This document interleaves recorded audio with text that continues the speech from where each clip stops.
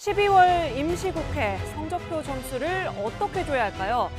최대 쟁점이었던 두 가지 법안 가운데 위험의 외주화 방지법은 국회를 통과했고 반면 유치원 3법은 합의가 결렬됐습니다. 패스트트랙 신속 처리 안건으로 지정됐는데 그럼 어떻게 되는 건지 짚어보죠. 두 분 전문가 모셨습니다. 김근식 경남대 교수, 소종섭 전 시사저널 편집국장 오셨습니다. 안녕하세요. 안녕하세요. 안녕하세요. 네. 먼저 위험의 외주화 방지법, 일명 김용균법인데요. 정말 우여곡절 끝에 극적 합의가 이루어졌습니다. 주제어 먼저 보고 오시죠.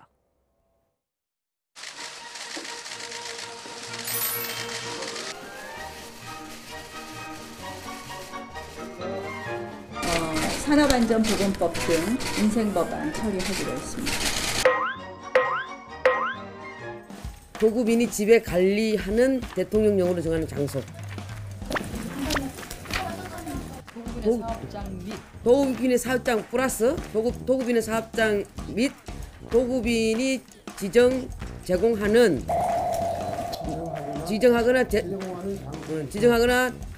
제공하는 장소로서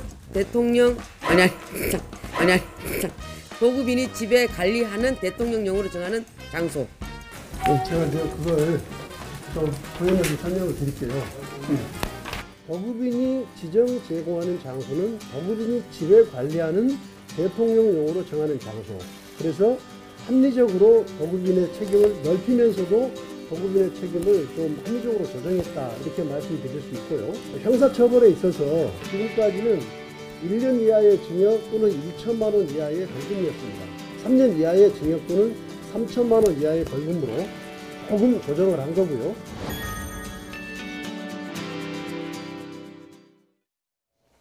네, 김용균법이라고도 하고 위험의 외주화 방지법이라고도 불렀습니다. 정식 명칭은 산업안전보건법 개정안. 그러니까 산업안전보건법이라는 법은 기존에 있었고 일부 내용이 보강이 된 건데요. 주요 골자를 좀 설명해 주시죠. 예, 방금 그 화면에도 나왔습니다만 굉장히 이제 복잡한 각각 세론에 들어가면 이견이 있었습니다. 그런데 주요하게는 이 위험한 그 작업 또는 위험한 현장에 있어서의 외주를 주는 걸 좀 제한하는 겁니다. 그러니까 이번에 김용균 씨의 그런 안타까운 죽음도 사실은 원청이 해야 될 일을 이걸 하도급에 맡겼기 때문에 그 계약직에 있는 하도급업자가 사실은 그런 억울한 죽음을 당했다는 게 지금 국민들의 분통 아니겠습니까? 그래서 이번에 어렵게 타협된 이 산업안전보건법 주요 개정안은 첫 번째는 이 위험의 외주화, 다시 말해 도급을 할 수 있는 범위를 좀 제한했습니다. 그래서 도급을 마음대로 할 수 있는 게 아니고 특정하게 불가피한 경우만 도급을 할 수 있도록 아까 말한 대로 굉장히 복잡한 이야기 나왔습니다만 뭐 도금 작업을 한다든지 유해 물질을 다루는 작업이라든지 대통령으로 정하면서 도급인이 집에 관리하는 장소 이런 정도만 할 수 있도록 하고 나머지는 할 수 없게 했기 때문에 도급을 제한했고요. 두 번째는 이제 하청업자가 이런 책임을 어떤 불상사가 생겼을 때 원청의 사업자한테 책임을 강화했습니다. 아까 김동철 의원 좀 이야기 나왔습니다만 징역형이나 벌금형 이런 처벌들, 형사처벌들을 예전보다는 조금 더 강화했다는 면에서 원청업자의 위험 외주화에 대한 위험 사업에 대해서는 문제가 생기면 책임을 좀 더 강화하는 문제가 있었고요. 그다음에 또 하나는 이게 중요합니다만 그 실제로 위험 현장에서 일을 하는 근로자가 불가피하게 이게 지금 굉장히 위험한 상황이다 했을 때는 스스로 작업을 중지할 수 있는 권한, 이른바 작업 중지권이라는데 이 작업 중지권을 예전보다는 훨씬 더 확대해서 실제로 현장에서 근로자가 불가피한 상황이 생겼을 때는 사업주와 상관없이 작업을 중단할 수 있는 권한을 좀 확대했습니다. 그렇기 때문에 여러 가지 점에서 본다면 아까 말씀드린 것처럼 하청 도급 범위를 조금 제한해서 원청업자가 책임을 지도록 하고 불상사가 생기고 피해가 생겼을 때는 처벌을 강화할 수 있도록 하고 그다음에 현장에서 근로자가 작업을 중단할 수 있는 권리를 확대했다. 이게 가장 큰 골자인 것 같습니다. 뭐 밑에 보면 나오지만 이제 업체 대표이사가 어떤 식으로 산업 재해가 발생했을 때 어떤 식으로 사람을 투입해서 어떻게 예방을 할 건지 이런 계획서를 미리 내서 이제 이사들의 승인을 받을 수 있게 하는 이런 장치들을 마련을 했습니다. 그런데 굉장히 우여곡절 진통을 겪은 다음에야 통과가 됐거든요. 가장 쟁점이 됐던 부분은 어떤 것들이었나요? 역시 이제 어디까지 어떤 도급의 범위를 정할 것이냐 이런 부분이 이제 상당히 쟁점이 됐었죠. 왜 그러냐면은 그 정하는 거에 따라서 이제 사업주의 책임이라든지 또 이번에 보면 큰 틀에서 어쨌건 유해 물질이나 위험한 사업장 부분에 대한 도급을 금지하는 것이 한 축이고 또 다른 한 축은 그걸 위반했을 때 이제 그 사업주에 대한 처벌이 기존보다도 굉장히 강화가 된 거거든요. 그렇기 때문에 이 범위를 어떻게 정하느냐에 따라서 사실 많은 사람들이 이제 그 네. 어떤 처벌의 대상이 될 수가 있기 때문에 그 부분이 이제 쟁점이었었는데 저 부분이 아까 이미자 의원이 굉장히 설명을 어려워하던 그 이게 부분이네요. 어렵습니다. 일단 용어 네. 자체가 좀 어려워요. 도급인의 사업장 및 도급인의 사업장이라는 우리가 쉽게 이해할 수 있는 사업장이죠. 네. 그거 말고 그것 포함해서 도급인이 지정 제공하는 장소로서 도급인이 지배 관리하며 대통령령으로 정하는 장소 이렇게 돼 있거든요. 어디입니까? 거기가? 그러니까 보통 우리가 생각하는 것은 이제 하나의 그 도급인의 사업장은 쉽게 이해가 되는데 나머지 부분에 대해서는 조금 더 대통령령으로 정하는 장소라는 그 의미를 넣음으로써 그건 향후에 이제 정해야 되는 건데 그 범위를 어쨌든 현재보다는 조금 더 확대하는 선에서 타협을 한 것이죠. 그리고 이제 처벌 조항에서도 접점을 찾았는데 기존보다 처벌이 많이 강화가 됐나요? 본래 이제 그 정부에서 있는 산업안전보건법 전면 개정을 해서는 처벌수를 조금 더 높였습니다. 예. 근데 이제 아까 말씀드린 것처럼 계속 난항을 거듭했던 게 처벌의 범위와 수위를 놓고 한국당이나 야당 쪽에서는 기업의 자유를 좀 제한할 수가 있다. 그렇기 때문에 사실은 사업장에서 그 사업을 돌리는 그 기업주 입장에서는 그 처벌이 너무 높아지면 네. 그 위험업장에서 어떤 위험 사고가 생겼을 때 그것 때문에 두려워서 사업을 제대로 못할 수 있는 우려가 있지 않습니까? 예. 그러다 보니까 기업의 어떤 자유를 너무 제한한다는 문제제기가 있었기 때문에 본래 내놨던 의견보다는 조금 더 낮췄습니다. 네. 낮췄긴 했습니다만 지금보다는 높였던 걸로 지금 합리적으로 조정이 된 것 같습니다. 본래 정부안이 5년 이하의 그렇습니다. 징역 5천만 원이었죠? 지금 3년 이하에 3천만 원으로 이제 네. 조정을 했고 지난 과거 기존 안보다는 높인 걸로 됐기 때문에 여야가 그 정도에서는 아마 서로 타협을 하면서 과거 안보다는 처벌이 강화됐지만 정부의 애초 개정안보다는 처벌수를 낮춤으로써 기업의 자유와 그다음에 하청업자의 어떤 안전으로부터의 어떤 보호 이것들을 같이 만족시킬 수 있는 면에서 절충이 된 것 같습니다. 네. 그리고 뭐 최근에 있었던 안타까운 사례였죠. 근로자 사망 사고가 발생했을 때 이 징역형의 상한선은 현행 그대로 유지가 되네요. 그럼 무슨 보조 장치가 좀 마련이 됐습니까? 이거 또 사실은 이제 정부안에서는 징역 10년이었는데 현행대로 징역 7년을 상한으로 유지하는 걸로 네. 그렇게 했는데 대신 이제 거기다 다른 조항을 추가를 한 것이 이 5년 이내에 만약에 같은 죄를 범하게 되면 2분의 1을 가중 처벌을 하는 네. 그 조항을 넣었습니다. 현행을 유지하는 대신에 똑같은 비슷한 유형의 죄를 범하게 되면 그때 훨씬 더 엄하게 처벌을 하는 걸로 그렇게 얘기가 됐고 벌금 같은 경우도 어쨌든 법인의 벌금이 현재 1억 원인데 이것을 10억 원 상한까지 높였거든요. 네네. 굉장히 이제 높임으로써 그에 대한 책임을 또 한층 강화한 그런 측면이 있습니다. 네. 그러면 지금 마련된 지금 오늘 통과된 산안법 개정안 미리 마련이 되어 있었다면 기존에 저희가 이제 얘기했던 예. 김용균 씨 사고 같은 것들은 좀 막아질 수 있는 지금 법안인가요? 사실은 이제 도급 책임 그 제한 장소로서 이야기되는 부분에는 아까 말씀드린 것처럼 도금 작업, 그다음에 유해 물질, 그다음에 그 도급인의 지배 관리하에 있는 대통령이 정한 장소로 지금 돼 있는데 지금 이야기되는 김용균 씨의 이제 이제 서부 화력발전소 그 현장이라든지 그다음에 지난해 문제가 됐었던 구의역 스크린도어 사건 같은 경우는 네. 사실은 엄밀하게 보면 그 장소에 들어가지 않습니다. 네. 그렇기 때문에 어떻게 보면 이번에 난항 끝에 이 위험의 외주화를 좀 방지할 수 있는 현장에서 위험에 노출된 근로자를 보호할 수 있는 것들을 확대하긴 했습니다만 국민적 관심이 있었던 스크린도어 사건이나 이번에 태안화력발전 사건을 근원적으로 막을 수 있는 데까지 아직 한계가 있는 게 사실입니다. 네. 그렇기 때문에 향후에 더 시행령이라든지 대통령 등의 좀 개정을 통해 가지고 네. 실제로 하청업자나 계약직 비정규직이 거기서 위험 현장을 감수해야 되는 상황에 대해서는 네. 조금 더 폭넓게 도급의 어떤 책임들을 원청에 지게하거나 안전을 좀 보장할 수 있는 그런 좀 보장망들을 좀 만드는 것들도 필요해 보입니다. 네, 그러니까 계속해서 이 법안은 관심을 가지고 그렇습니다. 국민들이 좀 지켜봐야겠네요. 산안법 개정안 합의를 누구보다 반갑게 받아들이신 분이 계십니다. 지금 저희가 전화로 연결을 해볼 텐데요. 합의까지 환노위 회장 앞을 지키면서 법안 처리를 촉구해온 고 김용균 씨의 어머니 김미숙 님이 전화로 연결이 되어 있습니다. 연결해 보죠. 어머님 안녕하십니까? 예, 안녕하십니까? 안녕하십니다. 안녕하십니까? 네. 왜 이래? 예. 예, 지금 좀 전화 상태가 고르지 않은 예. 것 같은데요. 저희가 감안해 가면서 대화를 나누도록 하겠습니다. 안녕하시냐고 여쭤봤지만 사실 오늘 반가운 소식이긴 합니다만 어머님 마음이 기쁘다고 말하기는 어렵겠죠. 오늘 정말 저희가 짐작하기 어려운 상황에서 국회까지 찾아가셨습니다. 위험의 외주화 방지 법안, 아드님 이름을 달고 우여곡절 끝에 통과가 되었습니다. 지금 마음이 좀 어떠십니까? 많이 얼떨떨합니다.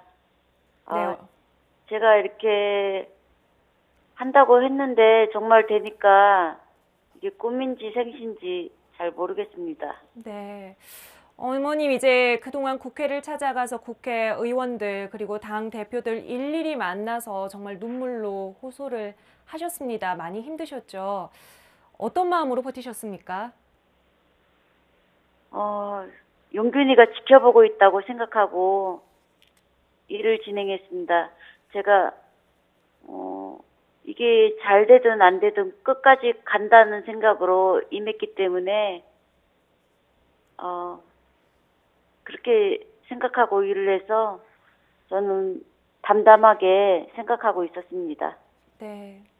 아드님이 지켜보고 있다고 생각을 하시면서 예, 정말 굳세게 잘 버티셨습니다. 오늘 본회의 진행되는 동안 계속해서 방청석에 앉아서 상황을 지켜보셨다고요. 예. 지켜보시면서는 좀 어떤 생각을 하셨어요? 때로는 잘 될 것 같기도 하다가 때로 또 안 될 것 같기도 하고 마음이 왔다 갔다 했습니다. 네. 제일 답답할 때는 자꾸 지연되고 또 뭐 이렇게 법안 2개가 또 처리가 잘 안 되니까 그것 때문에 다 안 되는가 싶기도 하고 그래서 그때 어제까지만 해도 마음이 많이 무거웠어요. 네. 근데 오늘 아침에 또 일어나니까 또 그래 잘 될 수도 있어 그런 희망이 생기더라고요. 네. 그래서 그래서 그냥 담담하게 그냥 받아들이려고 생각하고 지켜보고 있었습니다. 정말 누구도 겪지 못할 큰 일을 겪으셨는데 그대로 무너지지 않으시고 오늘까지 힘들게 버티셨습니다. 제가 오늘 네. 날짜를 세어보니까 이제 사고 이후로 17일째가 되는 날이더라고요. 그리고 예. 오늘 산안법 개정안이 드디어 아드님 이름을 붙여서 김용균법으로 사회적 논의가 이루어진 끝에 국회를 통과했습니다. 어머님 말씀대로 아드님이 계속해서 지켜보고 계셨을 텐데요. 아드님께 한 말씀 해주신다면요. 아들아, 너한테는 이게 아무 이렇게 적용이 안 되는 너가 없으니까 너는 이 혜택을 누리지 못하잖아. 하지만 너로 인해 다른 사람들이 많은 혜택을 누리니까 그걸로 우리 만족하자. 엄마가 해줄 수 있는 게 이런 거밖에 없으니까 어떡하겠니? 내가 나중에 너 만나면 엄마가 너한테 못 해준 거 많이 해줄게.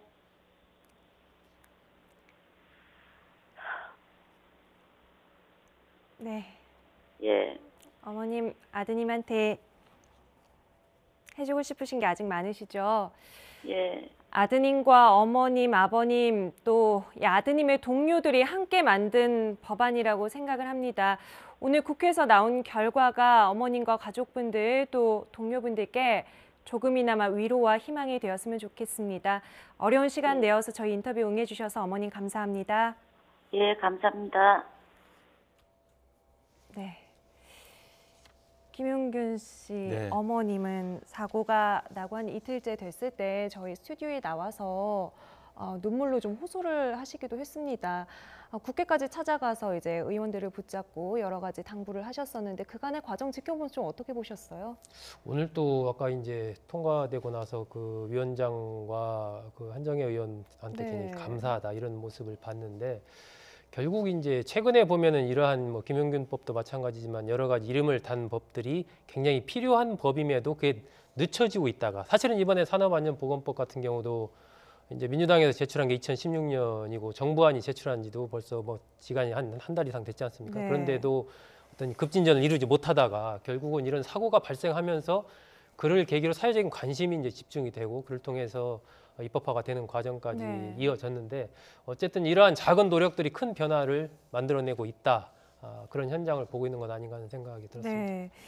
이게 법안 그동안의 과정을 보니까요. 2016년 5월에 구의역 스크린도어 사고가 그렇죠. 있었고 그때부터 위험의 외주화라는 이야기 그리고 이걸 막는 법안을 만들어야 된다는 이야기는 계속해서 있었습니다. 그런데 이제 김용균 씨 사고가 날 때까지 계속해서 처리가 안 된 이유가 뭐였을까요? 사실은 위험의 외주화는 본래 이제 위험의 본래 현장을 책임져야 되는 원청업자가 네. 있지 않습니까? 그 원청업자가 사실은 위험하고 골치 아픈 일이기 때문에 이걸 사실은 하청으로 외주를 줌으로써 자기의 위험의 책임을 떠넘기는 거거든요. 네. 그러니까 이게 사실은 위험의 외주화기도 하지만 사실은 자신이 져야 될 책임의 외주화입니다. 네. 제일 제가 볼 때 심각한 책임의 외주화였습니다. 그러니까 사실은 태안화력발전이라고는 정규직에 종사하고 있는 그 조직, 네. 그 임직원들이 사실은 그 태안화력발전소의 컨베이어 벨트의 위험을 책임을 져야 되는 거거든요. 안전을 네. 책임져야 되는데 그것을 자기들은 위험하니까 오히려 비정규적인 하청업체에 떠넘긴 거였거든요. 그래서 저는 이 안전의 외주화뿐만 아니라 책임의 외주화라는 면에서 네. 기존의 정규직에 있는 사실 어떻게 보면 기득권 아니겠습니까? 예. 기득권에 있는 그분들이 조금 더 살신성이라는 자세로 자기들이 책임져야 될 안전에 관한 문제에 관한하는 원청업자와 원청의 임직원들 또 노동자들이 자기 몫이라 생각하고 책임을 져야 되고요. 이걸 자기는 위험하니까 딴 사람한테 넘긴다는 것은 언제까지 이게 책임을 전가해 누군가는 피해를 보게 되거든요. 네. 저는 그런 면에서 좀 대우각성하는 계기가 됐으면 좋겠고 지금 아까 어머님 말씀처럼 사실은 자기 아들을 저렇게 핏덩어리처럼 잃었는데 네. 생태 같은 아들 잃었는데 얼마나 몸을 가누지도 못할 거예요. 그러나 네. 이제 저렇게 고군분투하시면서 결국 통과를 시켜낸 걸 보면 네. 제2의 제3의 김용균을 막아내는 것이 사실은 자기 아들에 대해서 그 억울한 희생을 보상하는 길이라고 하면 생각하고 끝까지 버티신 것 같고 너무나 참 용기 있는 행동이었다고 생각합니다. 네, 말씀하시면서 교수님도 눈물이 좀 차오르시네요.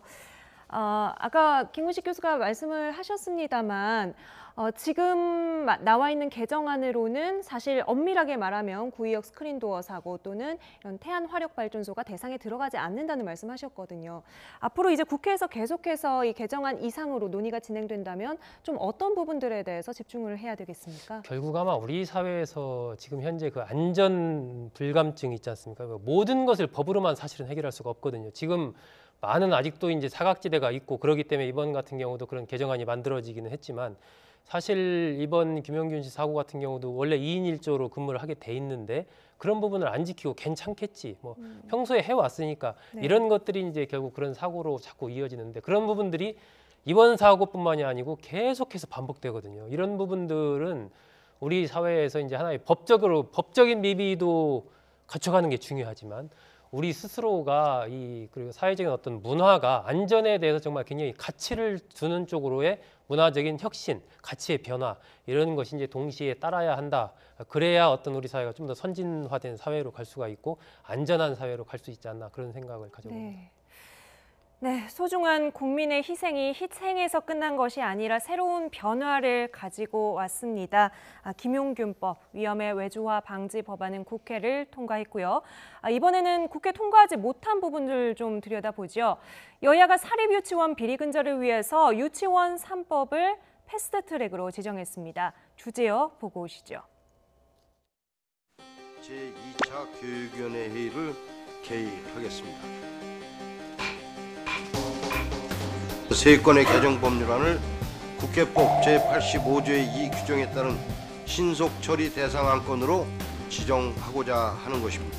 이 법안이 패스트 트랙으로 가는 게 도리어 이 유치원 교육의 정상화를 지연시킬 뿐이다 하는 점을 다시 한번 지적합니다. 만약에 우리 당 안을 합의된 안을 만들면은 그 2년 동안 사이에 얼마든지 문제점을 우리가 도출해낼 수도 있고 문제점이 생기면 다시 논의해서 정리할 수 있는 기회가 있음에도 불구하고 이렇게 패스트 트랙이라는 절차를 가져가는 데 대해서는 저희들로서는 납득하기가 참 어렵습니다. 굳이 회계를 둘러 쪼개서 똑같은 교비인데도 불구하고 학부모들이 낸 교비는 처벌 대상에서 제외시키려고 하는 그리고 교육청이 편성과 운영의 자율성을 보장하라는 이름으로 교육당국의 감사와 교육당국의 지도가 불가능하도록 만들어버리는 그런 법안은 저희 교육위원회에서는 의견해주기가 어려운 법안이라고 저는 생각을 합니다. 오늘 신속 처리 안건으로 지정이 되고 나면 180일이 아니라 더 빠른 시간 안에 논의를 통해서 수정을 할 수 있는 것으로 알고 있습니다. 네, 네, 지금 국회 처리만 불발된 게 아니라 패스트트랙 가지고서도 지금 이견이 있는 분위기인 것 같은데요. 먼저 이 산업안전보건법 개정안은 합의가 됐는데 유치원 3법은 왜 합의점을 찾지 못한 건가요? 크게 두 가지 쟁점입니다. 그러니까 사실 지난 국정감사에서 이제 민주당 박용진 의원의 이제 폭로로 사실은 사립유치원의 이른바 공금 횡령 비리가 사실은 충격적이지 않았습니까? 네. 물론 일부이긴 합니다만 그것이 드러나면서 국민적 차원에서 이 사립유치원의 회계를 좀 투명하게 하자라는 게 지금 공론화돼 가지고 사실 의견이 모아져 있었는데 구체적으로 법안 심사에 들어가 보니까 민주당 쪽에 주장하는 것은 일단 정부가 지원하는 부분하고 학부모가 부담하는 교비를 통합해서 회계 처리를 하자. 그러니까 통합 회계를 투명하게 하자는 것을 주장하고 있는데 한국당 쪽에서는 정부가 주는 것은 세금이니까 오케이 하겠지만 학부모가 내는 부담금은 유치원 원장의 개인적인 사업 소득이라는 거예요. 그러니까 개인 거기 때문에 이걸 정부 세금처럼 똑같이 해서 안 된다는 반대를 하고 있었던 것이고. 그러니까 이게 회계 통합이냐 분리회계냐 이 쟁점이 하나 있었고요. 또 하나 쟁점은 이제 위반됐을 때 그러니까 회계를 투명하게 하지 않고 공금을 횡령했을 때 처벌의 수위입니다. 민주당 쪽에서 처벌을 강화해서 형사처벌하자는 것이었고 한국당 쪽에서는 형사처벌은 너무 과하니 행정제재 정도 하자라는 것이었습니다. 이 두 가지 쟁점이 끝까지 합의가 되지 않아서 지금 결국은 패스트트랙이라고는 지금 우회적인 결국 그 이상한 방법으로 지금 가버릴 거죠. 네, 더불어민주당과 자유한국당 이견 사이에 바른미래당이 계속해서 중재안을 냈었는데 이 부분은 불발이 된 거예요? 아니죠. 바른미래당의 중재안이 이제 패스트트랙으로 지정이 된 거죠. 네. 바른미래당은 일단 회계 처리 부분에서는 민주당이 주장한 단일 회계, 그러니까 이제 정부 지원금과 교비를 하나의 회계 시스템을 그 정부의 에듀파인 시스템이죠. 그걸 도입해서 하자라는 부분에서 그건 민주당 안을 따르고 대신 이 성격 부분에서 이것을 보조금으로 하느냐 지원금으로 하느냐 그 부분에 대해서 이제 그냥 책임 소재가 달라지지 않습니까? 그건 그냥 지원금으로 하자. 이 부분은 이제 자유한국당 쪽의 안을 이제 가져온 것이죠. 그러면서 이 아까 김 교수께서 얘기했던 처벌을 횡령 시에 처벌을 해야 된다는 부분과 자유한국당의 경우는 행정 제재를 해야 된다는 이 부분에 대해서는 일단 도입 시행 시기를 1년 늦추면서 좀 보자 이렇게 이제 안을 내서 그게 이제 바른미래당의 안이거든요. 그 안으로 패스트트랙으로 지정이 된 겁니다. 그 안으로 그러니까 본회의 통과가 된 것이 아니고 패스트트랙의 안이 이제 바른미래당의 안이고 초기에 나왔던 박용진 3법 이 부분으로 패스트트랙을 가는 건 아니군요. 그건 아니죠. 그 바른미래당의 중재안으로 교육위에서 패스트트랙을 지정하기로 이미 투표를 해가지고요. 이제 상임위 차원에서 상임위 소속의원의 5분의 3이 찬성을 하면은 패스트트랙으로 지정을 할 수가 있습니다. 교육위 의원이 현재 14명인데 그중에 민주당 7명이고 자유한국당이 5명, 바른미래당이 2명이거든요. 근데 이것을 이 안건을 패스트트랙으로 지정해야 된다라는 부분에 민주당 의원 7명과 바른미래당 의원 2명, 9명이 동의를 했기 때문에 전체 14명 중에 5분의 3이면 한 8명 뭐 좀 되는데 9명이 동의를 했기 때문에 이미 지정이 된 거죠. 네. 근데 이 패스트트랙으로 가면은 절차가 굉장히 빠르게 진행될 것 같은 이름이지만 실제로는 뭐 300일 이상 걸린다고 하더라고요. 말은 패스트트랙인데요. 그러니까 반대가 있어서 합의가 안 될 경우에 합의가 없을 경우에도 일단 본회의에 상정한다는 의미에서 패스트트랙입니다만 실제 걸리는 기간은 사실 슬로우 트랙입니다. 일단 상임위에서 180일 동안 더 머물러 있을 수 있고요. 그다음 법사위에서도 160일 있어야 되고요. 그다음에 또 본회의에 또 60일이 있기 때문에 전체 330일이 걸립니다. 상임위 180일, 법사위 90일, 본회의 부의가 60일이네요. 이렇게 되어 있습니다. 그래서 330일이 지난 뒤에야 사실 본회의에서 투표에 상정을 할 수 있기 때문에 물론 이제 한국당에 반대를 했음에도 불구하고 이 법안대로 일단 본회의까지 가는 것은 보장이 돼 있습니다. 그런 의미에서 패스트트랙입니다만 우리가 생각하는 기간을 상정해 보면 거의 1년 가까이를 최장 기간 기다려야 되는 상황이어서 지금 이번에 터져 나온 이 사립유치원의 이 공금 비리 횡령 행태 이런 거에 대해서는 사실 1년 동안 속수무책으로 그냥 기다려야 되는 상황이 된 것이죠. 내년 연말에도 똑같은 지금 그림을 보게 되지 않을까 이런 걱정이 드는데요. 이 패스트트랙 지정을 앞두고도 아까 말씀드린 것처럼 여야의 의견 사이가 굉장히 벌어져 있고 신경전이 벌어지고 있습니다. 차례로 들어보시죠. 오늘 패스트트랙이라고 하는 합의 정신에도 어긋나고 정말 생각하기 끔찍한 이런 일들을 지금 자행하고 있는 것입니다. 이 방법이 국회법에 정해져 있다고 생각은 듭니다만은 꼭 이렇게 해서 우리가 교육위원회를 운영해야 할지 정말로 참담한 생각이 듭니다. 뭐가 그렇게 졸 속에 쫓겨서 우리가 이렇게 해야 되는지 이미 정부에서는 시행령 입법 예고까지 했습니다.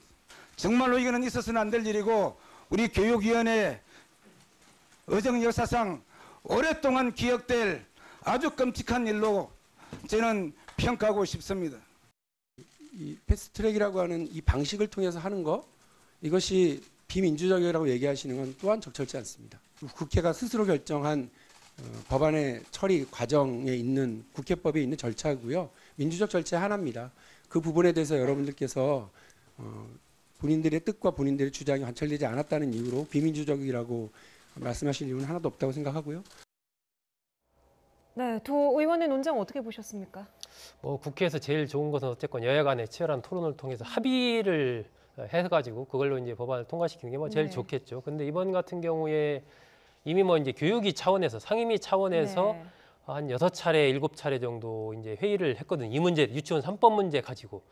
그렇기 때문에 그 과정을 거치면서 이제 민주당이나 바른미래당 쪽에서 보기에는 이 합의가 어렵다. 더 이상 합의가 어렵다. 그리고 만약에 이번 올해를 넘길 경우에 내년 되면 이제 국면 자체가 또 여러 가지 변화가 있고 남북 관계도 그렇고 이제 총선 중후반 넘어가면 그렇게 되지 않습니까? 그러면은 이게 좀 쉽지 않다. 그렇기 때문에 어떻게든 올해 안에 이 법 부분에 대해서 좀 어느 일정한 결말을 좀 맺어야 된다. 이제 그런 판단을 했고 그것이 이제 패스트트랙이라는 결과로 이어진 건데 어쨌건 이 부분은 국회법에 있는 절차이고 하기 때문에 자유한국당 입장에서는 좀 시간을 조금 더 가더라도 어쨌든 합의를 해서 해야 되는 것 아니냐라고 이야기할 수는 주장을 할 수는 있지만 그렇다고 해서 패스트트랙으로 가는 것이 또 그 법에 없는 어떤 날치기를 했거나 새로운 그런 절차는 아니고 이것 또한 국회법에 이제 규정되어 있는 절차 중에 하나를 밟은 그런 거기 때문에 서로 간에 이제 보는 관점이 그만큼 다른 거죠. 이 법에 대해서.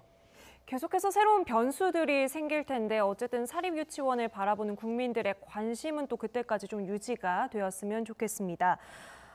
최근에 진실공방으로 치닫고 있는 청와대 특별감찰반 의혹도 오늘 국회 본회의를 앞두고 어떻게 처리를 할지 국회가 합의를 했습니다. 먼저 듣고 오시죠.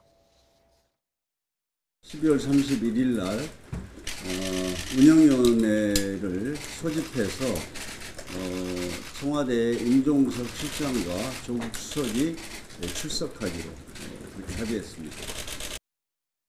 문재인 대통령은 오늘 오전 위험의 외주화를 방지하는 산업안전보건법, 이른바 김용균법의 연내 국회 통과를 위해서라면 조국 민정수석이 국회 운영위원회에 나가라고 지시했습니다.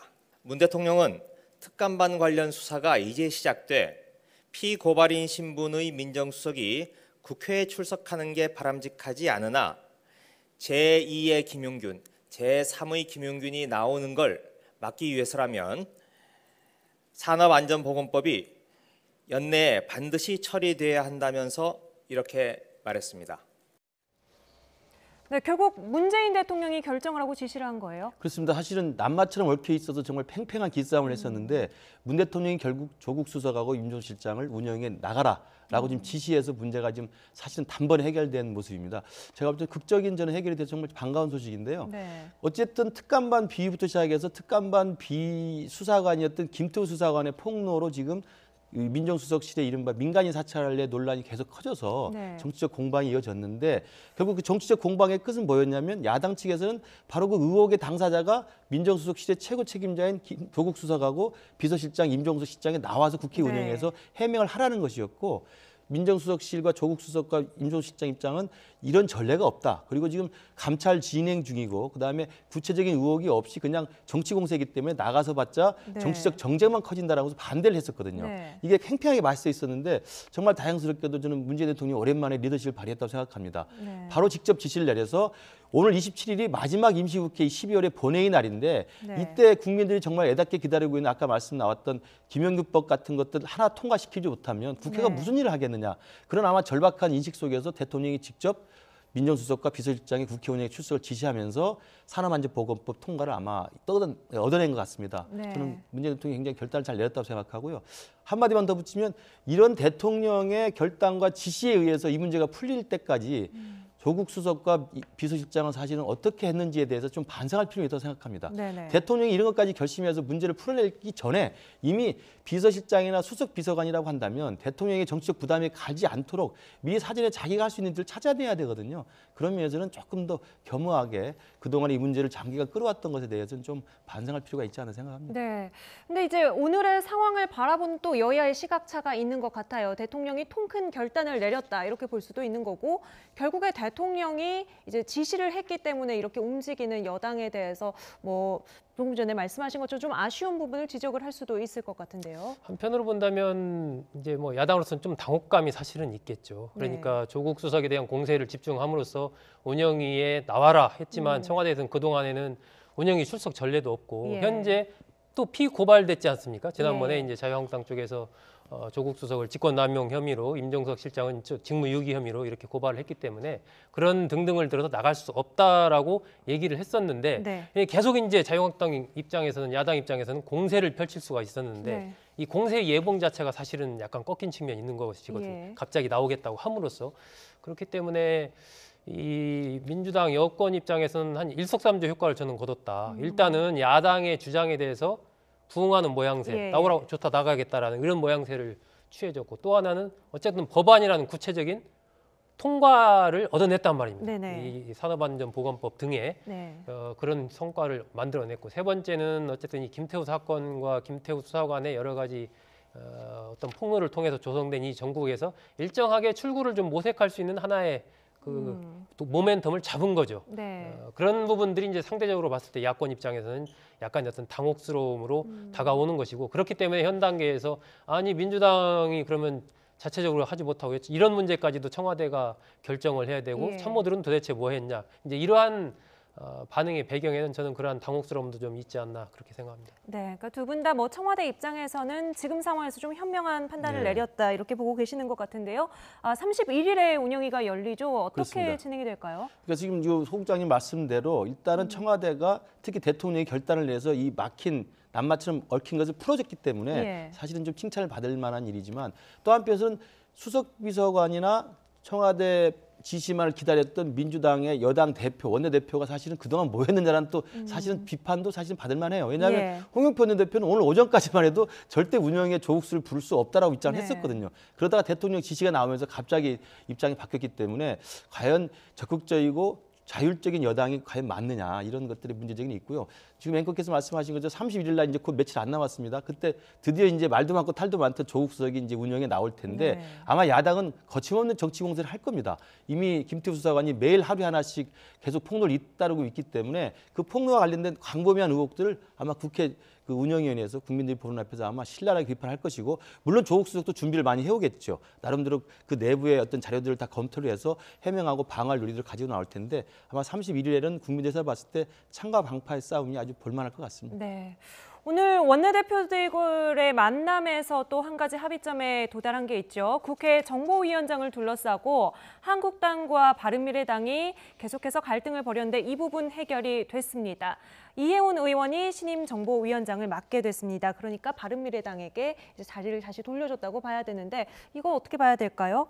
저 부분은 뭐 원칙대로 간 거죠, 사실은. 그러니까 이 상임위원장의 배분이라는 것은 정당 의석수에 따라서 당에 이렇게 배분을 하는 거기 때문에 예를 들면 이학재 의원 개인에게 정보위원장 자리를 배분한 게 아니고 바른미래당에 배분한 정보위원장 자리를 놓고 그 당시에도 이해운 의원과 이학재 의원이 둘이 경선을 했거든요. 이 정보위원장. 그 자리에서 이제 이학재 의원이 이기면서 정보위원장을 맡은 그런 거기 때문에 저는 애초부터 이학재 의원이 바른미래당을 나와서 자유한국당으로 갈 때부터 이 상임위원장 이 부분은 바른미래당에 내놓고 가는 게 맞다라고 생각을 했고 과거에 보면 전례가 둘 다 있어요. 그냥 가지고 간 경우 내놓고 간 경우 둘 다 있는데 저는 앞으로도 정치권에서 이렇게 만약에 상임위원장 당직을 갖고 있는 사람이 옮긴다. 그러면 그걸 내놓고 가는 게 맞다라고 봅니다. 또 한 번의 선례가 되겠군요. 이해운 의원 같은 경우에는 복당 얘기가 좀 그런 설이 돌았었는데 이렇게 되면은 자리를 옮기지 않게 되는 건가요? 어떻게 되겠습니까? 일단 정보위원장을 이해운 의원이 맡게 됐다고 한다면 바른미래당 당적으로 맡는 거기 때문에 당분간은 복당에 대한 분위기는 사실은 좀 수면 아래로 내려가는 게 아닌가 싶습니다. 물론 이제 이학재 의원의 탈당 그다음에 어제 신용환 지난 충북도지사 후보의 탈당으로 지금 바른미래당이 굉장히 좀 뒤숭숭합니다만 일단 개별적인 탈당 정도로 지금 제가 볼 때는 끝일 것 같고요. 네. 일단 집단적이거나 조직적인 어떤 탈당 이런 것들은 일단은 이번에 이해운 정부위원장의 어떤 그 당직을 맡음으로써 사실은 수면 아래로 좀 내려가고 이번 연말과 연초를 지나면서 손학규 대표 중심으로 해서 바른정당 출신 의원들과 소통을 강화해서 네. 과연 바른미래당이 어떻게 향후 야권 재편에서 역할을 할 것이고 우리의 목소리를 낼 것이냐 아마 구체적인 고민과 논의를 할 것으로 예상이 됩니다. 네, 그러니까 바른미래당 입장에서는 정보위원장직 가져오고 이해운 의원 거치도 당분간 좀 안정적이 될 수 있고 네. 조금 뭐 유리한 결과를 그러니까 얻어냈다고 개별적 탈당의 봐야겠네요. 개별적 고민보다는 집단적 공론화와 집단적 고민을 이제 본격화할 것으로 보입니다. 네, 알겠습니다. 자, 국회 상황 이 정도로 보고요. 아까 운영위 소집 이야기를 했으니까요. 오늘 대검 감찰본부가 김태우 수사관의 감찰 결과를 발표했습니다. 그리고 해임 중징계를 요구했지요. 김 수사관이 그동안 받아왔던 의혹이 4가지였는데 모두 부적절하다 이런 판단이 나왔어요. 그렇습니다. 지난번에 이제 경찰청을 방문을 해서 지인인 그 건설업자 최 씨와 관련된 수사 진행 상황을 뭐 알아보려고 했다, 뭐 이런 등등이 나왔는데 그 부분이 이제 확인이 된 것이고 감찰 예. 결과 그리고 또 하나 이제 과기정통부의 유영민 장관을 찾아가서 거기 그 5급으로 새로 신설되는 자리 그 자리를 만들 필요가 있고 네. 그렇게 해서 그 자리를 만들었고 그래서 본인이 지원해서 내정까지 된 그런 부분들도 사실관계가 이제 확인이 됐습니다. 그리고 또 하나 부분이 이제 골프 회동 관련된 네. 골프 이른바 좀 향응을 받았다. 건설업자 최 씨로부터 5차례에 걸쳐서 한 270만 원 정도 그리고 또 다른 사람들과도 한 7차례 정도 한 160여만 원 정도 향응을 받았다.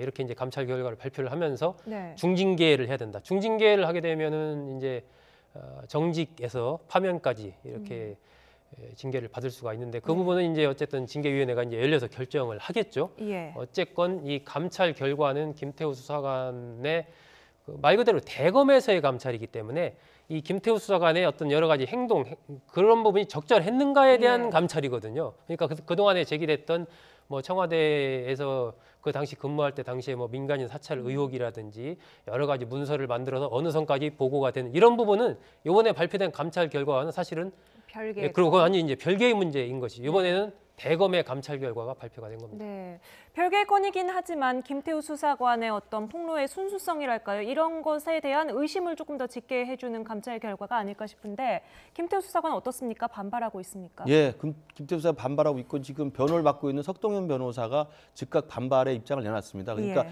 몇 가지 확인되지 않거나 부풀려서 지금 감찰 결과가 나왔다는 것이고 다소 해석상의 차이가 있는 부분이 있다 이런 이야기를 하고 있고요.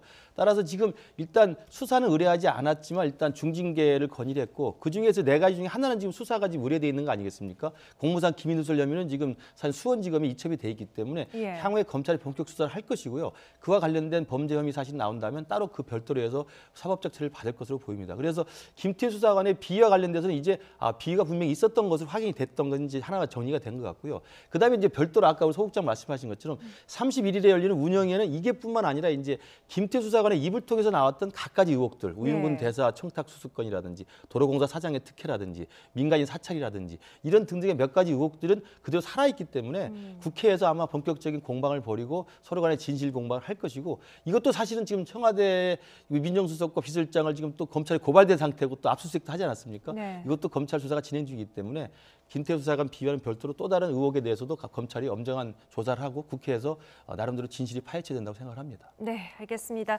이렇게 해서 올해 마지막 국회 본회의 상황 저희가 짚어봤고요. 또 청와대 특감반 의혹 논란까지 짚어봤습니다. 오늘 김근식 경남대 교수, 소종섭 전 시사저널 편집국장과 함께했습니다. 두 분 오늘 말씀 감사합니다.